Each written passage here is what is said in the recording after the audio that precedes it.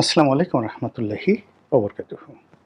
সম্মানিত দর্শক, 2026 সনের মে মাসের শেষ দিকে যে পবিত্র ঈদুল আজহা হয়ে গেল, সেটি নিয়ে কথা বলব। আমাদের বাংলাদেশে এই যে ঈদুল আজহা, এটিকে মূলত সবাই বকরির ঈদ বলে। কেন বকরির ঈদ বলে এটা পরে বলছি, কিন্তু তার আগে যেটা বলিনি সেটা হলো এবারের এই ঈদ উপলক্ষে ক্রেতা এবং বিক্রেতা, মানে যারা পশু কুরবানি দিয়েছেন তারা এবং যারা বিক্রেতা এই পশুর কুরবানির যে পশু বিক্রি করেছেন, সকলের মধ্যে যে হতাশা, দীর্ঘশ্বাস,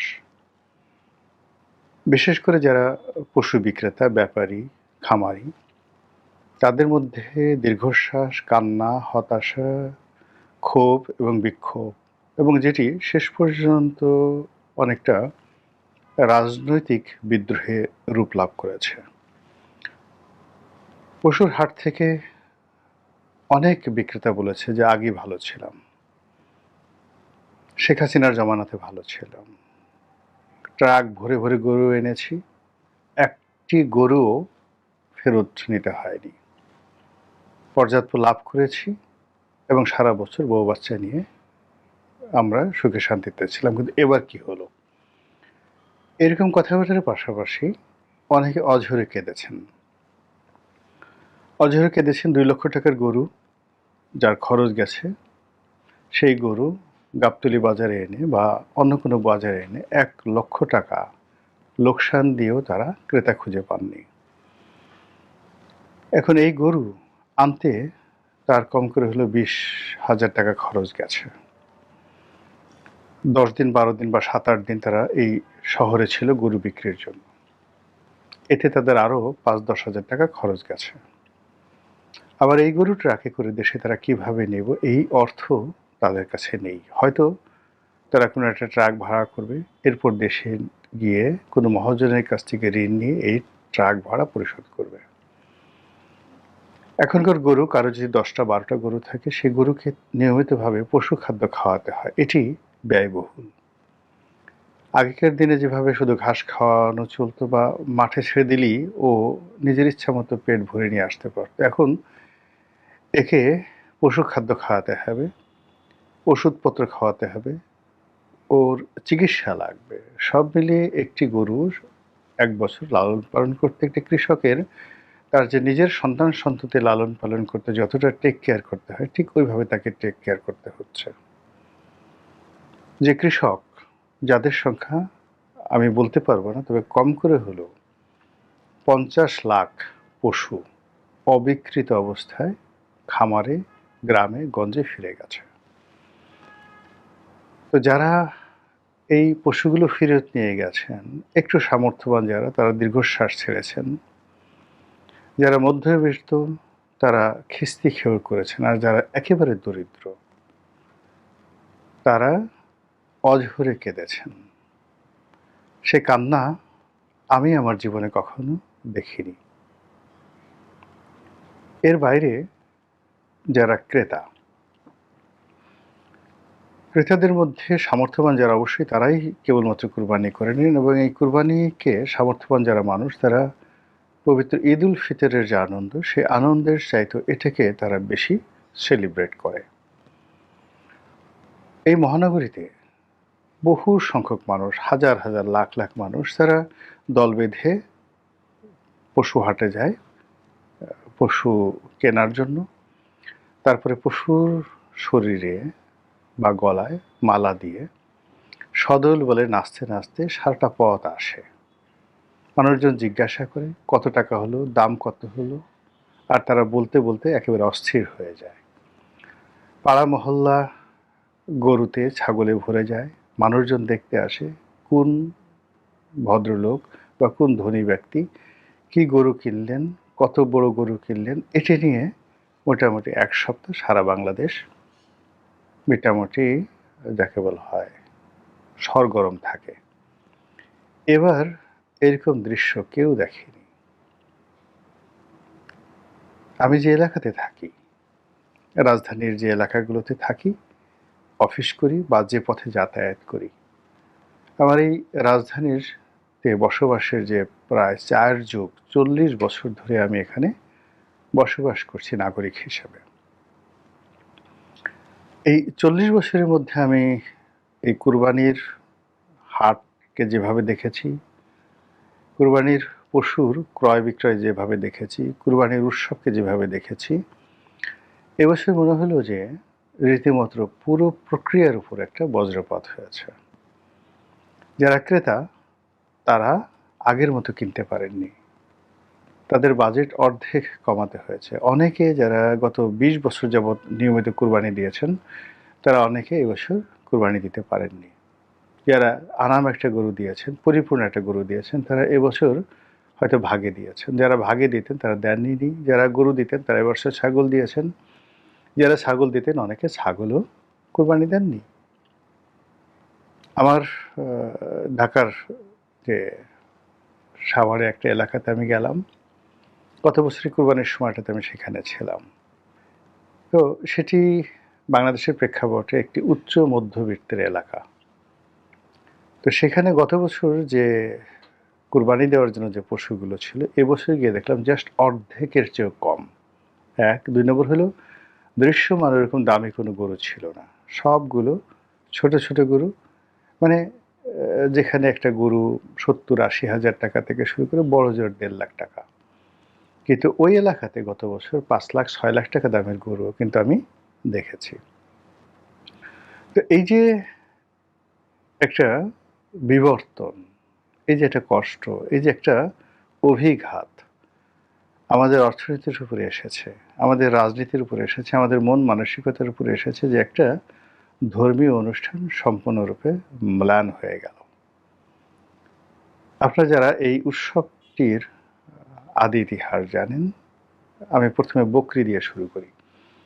এটিকে বলা হতো বকরির ঈদ। এর কারণ হলো যে আমাদের আবহমান বাংলায় ঠিক পশ্চিমবঙ্গের মতোই, পশ্চিমবঙ্গে যেমন ইদানিং গরু নিয়ে রাজনীতি করছে, আমরা যারা ৬০-এর দশকে জন্ম, ৭০-এর দশকটাতে দেখেছি, আমাদের দেশে প্রতিটি কৃষকের পরিবারে গরু ছিল সবচেয়ে যাকে বলা হয় আভিজাত্যের প্রতীক এবং গরুকে পরিবারের আপনজনের মতো লালন পালন করা হতো। এর কারণ হলো কৃষিকাজে গরু এবং মহিষ, দক্ষিণাঞ্চলে মহিষ এবং দক্ষিণের বাইরে যেটা ভাটির অঞ্চল, ফরিদপুর, আমি তো ফরিদপুরের মানুষ, এই অঞ্চলে মহিষ লালিত পালিত হয় না। এখানে গেরস্থ পরিবার বলতে ১০টি, ১২টি, ২০টি, ২৫টি, ৫০টি গরু এবং যার যত, যেমন দেখা গেল যে একজনের ২০০ বিঘা জমি আছে।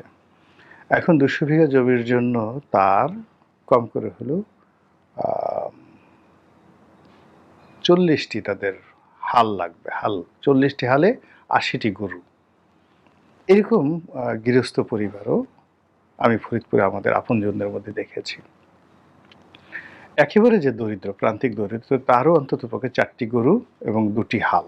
মানে চাষাবাদ করার জন্য। নিজের যদি ১ বিঘা জমি থাকতো, সে নিজের ১ বিঘা চাষাবাদ করে সে অন্যের জমিতে হাল চাষ করত ডে বেসিসে। তো এই কারণে কি হতো, গরু জবাই করাটা আসলে আমি ছোটকালে এটা দেখিইনি। সাধারণত কোনো একটা পরিবারে খুব বৃদ্ধ হয়ে গেলে সেই গরুকে জাস্ট কসাইখানাতে দিয়ে দেওয়া হতো। নিজেরা ওই সারা জীবন যে গরুটি লালন পালন করেছে, যে গরুটিকে সে খাইয়েছে বা যে গরুটি তার কৃষিকাজে মানে তার সাহায্যকারী ছিল, তাকে জবাই করা এবং তার মাংস খাওয়া, এটা আমার গ্রামে এটা খুব বেশি একটা ছিল না। খুব বেশি একটা ছিল না। শুধুমাত্র অনেকে মানত করত। সে মানত করার জন্য পুরো গ্রামে অন্তত বেশিরভাগই আসলে ছাগল জবাই হতো। গরু আমাদের গ্রামে হতো না। কালে ভদ্রে ১ টা বা ২ টো গরু হতো পুরো গ্রামে। এজন্য এই যে ছাগল বা বকরি আধিক্যের কারণে এই যাকে বলে উৎসবটির নাম বকরির উৎসব হয়তো হয়ে গেছে। তো কৃষিতে বিবর্তন ঘটেছে। এখন আর মহিষ দিয়ে বা গরু দিয়ে হাল চাষ হয় না। এখন সেখানে ট্রাক্টর চলে এসেছে, আধুনিক যন্ত্রপাতি চলে এসেছে। ফলে গরু কেবলই মাত্র এখন কুরবানির জন্য, মাংসের জন্য খামার ভিত্তিতে এটি লালিত পালিত হয়। তো সেই কারণে এখন এটাকে গরুর ঈদ কেউ বলছে না। এখন এটাকে বেশিরভাগ মানুষ বকরির ঈদ বলে। তো এইবার যেটা হলো আমাদের এই বাংলায় এবং পশ্চিমবঙ্গে পুরোটাই এই গরুর ঈদ বা গরু সংক্রান্ত যে ব্যবসা-বাণিজ্য এটার উপর রীতিমতো আল্লাহর গজব নাজিল হয়েছে। পশ্চিমবাংলায় হয়েছে রাজনৈতিক কারণে, সেখানে শুভেন্দু এসছে এবং শুভেন্দু আসার পর সে গরু কুরবানি নিষিদ্ধ করে ফেলেছে। এর ফলে কি হলো, পশ্চিমবঙ্গের মুসলমানরা এবছর সেখানে গরু কুরবানি দিতে পারেনি। একইভাবে আসামে সীমিত আকারে ছিল, কিন্তু মুসলমানরা বলতে গেলে অভিমান করে বলছে না, আমরা এবার গরু কুরবানি দেবো না। ফলে ওখানকার যারা গরুর প্রান্তিক খামারি এবং তাদের বেশিরভাগই হিন্দু, তাদের কান্নায় রীতিমতো আকাশ বাতাস প্রকম্পিত হয়েছে। আর আমাদের দেশে যেটা হয়েছে সেটি হলো অর্থনৈতিক কারণে। আমাদের এবার জনগণের ক্রয় ক্ষমতা কমে গেছে, টাকার মূল্যমান কমে গেছে। ফলে যে গরুটি আসলে গত বছর ১ লাখ টাকা হওয়ার কথা, সেই গরুটি এই বছর আসলে ২ লাখ টাকা হওয়ার কথা ছিল। কিন্তু বাস্তবে গত বছর যে গরুটি ২ লাখ টাকা হয়েছে, এই বছর সেই গরুটি ১ লাখ টাকাও বিক্রি করতে পারেনি। যেটা ১ লাখ টাকা বিক্রি করেছে অর্থমূল্যে, সেটার দাম হয়েছে মূলত ৫০,০০০ টাকা। এর কারণ হলো টাকার মূল্য এই গত ২ বছরে জাস্ট অর্ধেক হয়ে গেছে। তো সেই দিক থেকে এই অর্থনৈতিক অভিঘাতে ক্রেতা এবং বিক্রেতা যেভাবে আঘাতপ্রাপ্ত হয়েছে, তাতে করে এই পুরো যে শিল্পটি, এই পুরো যে খামার ব্যবস্থাটি যেভাবে গত কয়েক বছরে বেড়ে উঠেছে, এটি এখন সরকারি প্রণোদনা ছাড়া টিকে থাকতে পারবে কিনা সন্দেহ। এবং বহু মানুষ, আমাদের বিভিন্ন সেক্টরে যেভাবে মানুষ বেকার হয়ে পড়েছে, এখন একমাত্র বিদেশে যে কোনোভাবে ভিটে মাটি বিক্রি করে বিদেশে যাওয়াটা যেভাবে মানুষ বেঁচে থাকার অবলম্বন মনে করছে, ঠিক তদ্রূপ এই যে খামার কেন্দ্রিক যে সমস্ত মানুষ ছিল, তারা রীতিমতো জীবন সংকটে পড়ে গেছে। এত কিছুর পরেও এই গরুর হাট, গরুর বাজার নিয়ে যে চাঁদাবাজি, দুর্বৃত্তপনা, এগুলো বন্ধ হয়নি। যারা রাজনৈতিক পান্ডা রয়েছে তারা আগের মতোই চাঁদাবাজি করেছে এবং ক্ষেত্র বিশেষে আগের চেয়ে বেশি করেছে।